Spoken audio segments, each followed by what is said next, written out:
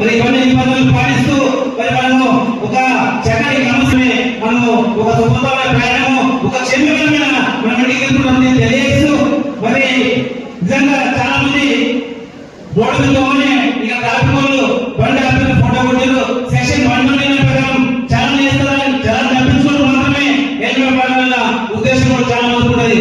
మరి నిజంగా సెక్షన్ 129 కింద అసలు వచ్చే డబ్బుల కోసం బంద్ చేసేది మన జీవితాల కోసం.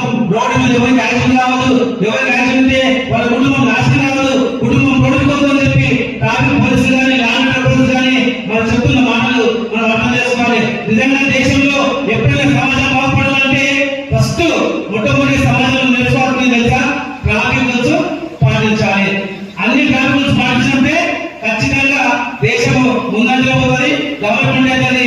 కాబట్టి అందరూ కూడా ట్రాఫిక్ రూల్స్ తప్పకుండా పాటించాలని ఉద్దేశం.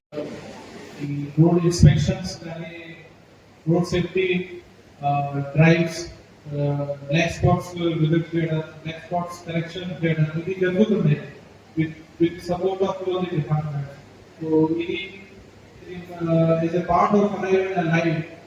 ఏముంది Arrival and Life? What is the meaning of this? అది ఒక just 2 minutes లో నేను బ్రీఫ్ గా తన విలువైన సమయాన్ని వెచ్చించి మన ఈ యొక్క కార్యక్రమం ముఖ్య నిర్ణయాన్ని మాట్లాడవలసిందిగా విజ్ఞప్తి.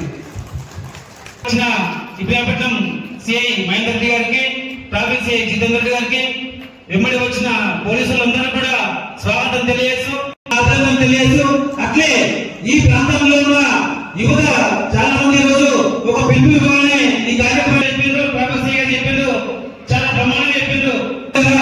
పర్వాలేదు, కొంచెం నెమ్మది కదా, పర్వాలేదు, కొంచెం ఇంటికి దగ్గరనే అవుతున్నారు, 5 నిమిషాలు తీసుకుంటున్నారా పర్వాలేదు చెప్పి మనము రోడ్డు మీద ప్రయాణించినప్పుడు ఎన్నో రకాలుగా ప్రమాదం మన వైపు వస్తుంది. అట్లా కాకపోయినా ఇంతగా విజయంతో చూపించాము. మరి మనం కరెక్ట్ కూడా ఒక్క సెకండ్ నిర్లక్ష్యము మీ నిండు జీవితం పడలేదు. మరి నిజంగా మన కోసము మన జీవితం ముఖ్యము, మన కుటుంబానికి మన జీవితం అన్న ముఖ్యము. మనం ఒక్కరు రోడ్డు పాలైతే కాదు, మన జీవితం మొత్తం కూడా రోడ్డు పాలవుతుంది, మన కుటుంబం కూడా మొత్తం రోడ్డు పాలవుతుంది. కాబట్టి ఎప్పుడు ఏ రోడ్డు మీద ప్రయాణించినా ఏ సమయమైనా కావచ్చు ఖచ్చితంగా మనం మరి ట్రాఫిక్ రూల్స్ పాటించాలి. ట్రాఫిక్ రూల్స్ అనేది లైసెన్స్ ఉండాలి, లైసెన్స్ ఉండాలి, అతివేగం పోవద్దు, సెల్ ఫోన్ మాట్లాడుతూ డ్రైవింగ్ చేయొద్దు.